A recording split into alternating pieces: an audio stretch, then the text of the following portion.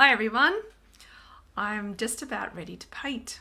I've got my paintbrushes here and I've got my book of paper and I've also got my paints out. But I have a little bit of a problem. I don't know if you can help me. Maybe you can have a look and guess what you think my problem with my paints are. Well everyone, here's all my paints in my paint box. They're fairly neat, but I have a little bit of a problem. I wonder if you can pause and tell me, what do you think my problem might be? Can you tell what my problem is? The problem is that I have all these paints and I'm not sure exactly what colours that I have. I wonder if you can think of any way that I might be able to place them or count them or something to figure out how much or how many I have of each kind of colour. Well everyone, I've got lots of different piles. What do you think? This has been my solution. I've got some white here, some black, some greys here. I've got started a red pile and a big yellow pile and lots of different other piles. The only thing is, I can't see clearly how many there are of each. Remember how we were doing subitizing and arrays and we can see them really clearly. I can't see them very clearly here. I could count them, but then I'd have to probably put a number next to them and then be able to compare and see which is the most and the least that way. I wonder, is there any solution that you can think of where we can see them all next to each other so that they clearly show how many there are in each? Pause the video and have a think.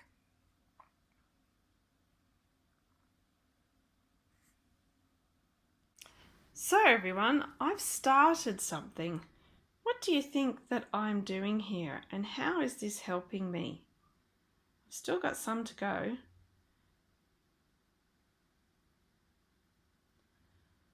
Well, I think this is helping me because I can see that I've lined them up in a line. Do you remember what we call that when we've got everything in a line and it goes top to bottom vertically? What do we call that? We know when it goes across it's a row. When it's up and down it's a column. That's right. So I've made columns. I've made some lines of columns of colours and they're all the same colour in each column. So over here we've actually got something that's not a colour. I couldn't figure out where to put this one.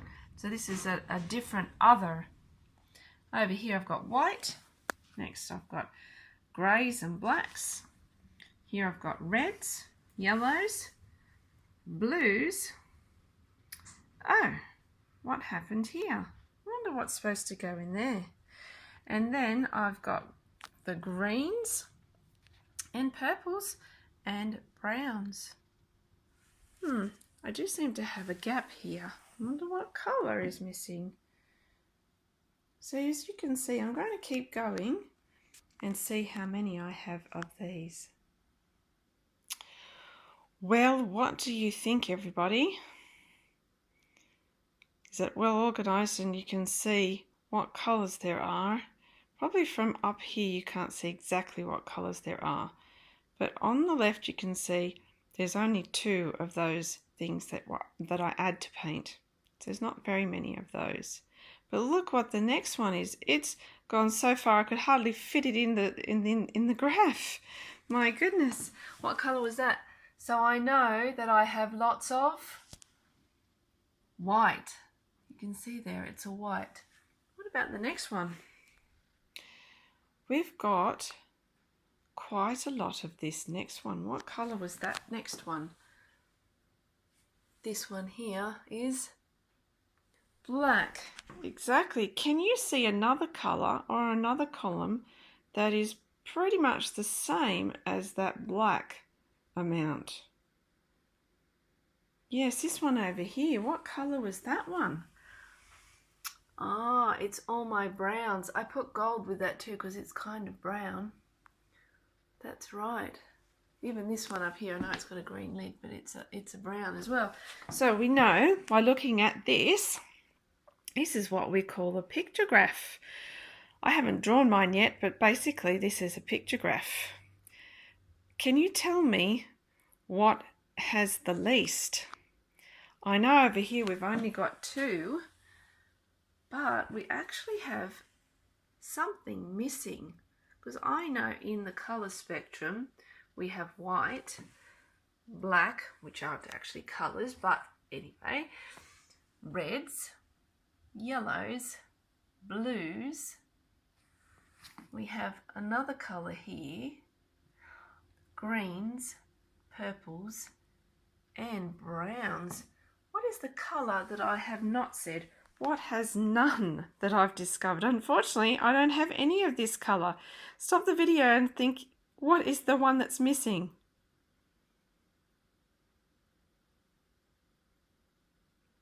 How did you go? Did you figure out what color's missing? Oh, you're very clever if you said orange. I can't believe it. I don't have any orange. That might mean that I'll have to mix something. I wonder what I have to mix to make orange. Yes, I think I'll survive without my orange. I can just mix the red and the yellow together. Well, I'm going to pause the video and I'm going to make and draw my own pictograph. I'm going to start making my graph. So we're going to make a pictograph, and I'm going to use a pencil to start with, and ruler is very important. I've got 10, so I'm making 10 sections. Now you can just do it as good as you can. Just make sure that you've got a line across the bottom. Good. I'm going to put my line in texture so you can see it really well. Those little lines are just there as a guide, because I've got 10. You probably won't have as many different things as what I had, but I had lots of different paints to look at. So importantly, we always need to put a heading when we make our graph. So what could I make my heading? I could make my paint colours. I think that would be great. What do we need to start with? An M, a little one or a big one? A capital? Excellent. My paint colours. Fantastic. And we can underline it because it's very important as a heading. Now, we could also put the date for today and your name if it's on a piece of paper. We are going to draw pictures of our things up here. So I'm going to first of all do some little pictures of my paints. So I'm going to pause the video and get started. Well, how am I going, everyone? I know that I had 2 of the others, and I had 15 white, so that was a very long one. I'll keep on going. Well, how am I going, everyone? I think like my picture or my photo of the things on the floor, they're kind of good, but I think I have a problem.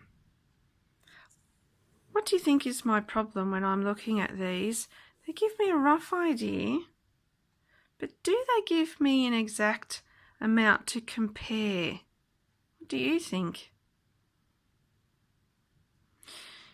No, you don't think that it's exact. I think you might be right. I wonder how we could get around this so that when I draw them, you can see each amount, so that when I get to the top, I can exactly compare them. You think maybe putting them in boxes? Oh, it's the squares again.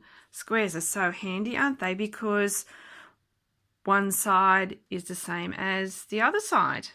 All right, I will try again. Well, hi everybody. I have my new piece of paper. I need to still put a title in though. What was my title? My paint colours. So I'll write that in. Good. And then I'll get busy putting these into the right squares. How am I going, everybody? I'm getting there. Well, this was what I started last time, everyone. I did have a nice heading, and my pictures weren't too bad. It was a bit tricky to see, wasn't it? Have a look at this now. Can you see, because we have lots of squares, how much easier it is to actually compare which are the most and which are the least? But still, I can't see. I've drawn the actual images, but I don't know what colours they are. So I might get busy colouring in.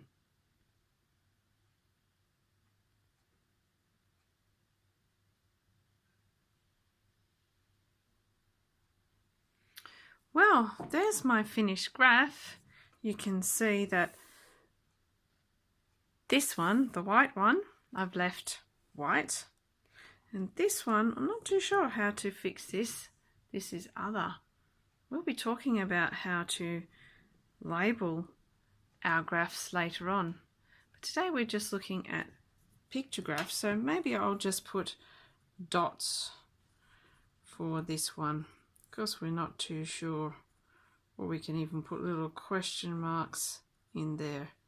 So there's whites, blacks and greys, reds, yellows, blues. There was oranges, there was none. Green, purple, and brown. All right, I wonder how many there are. You might like to have a look at those. I'm not going to count them with you, but you can see that we are seeing a graph, and we can compare which is the most and which is the least.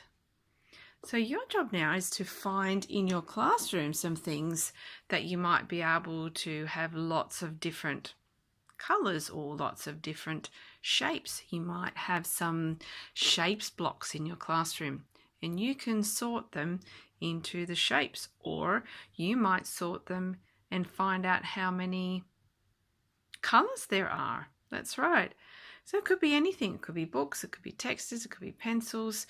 Remember, we don't want a huge box of them just for yourself. So you might grab a couple of handfuls and then figure out, well, what do you think is going to be the most there? What's going to be the least? And then get busy making your picture graph, remembering that we have a title and remembering that we are making them in columns today. All right. Oh, I hope you have some fun hunting for things in your classroom and making lots of graphs today. Until next time, bye.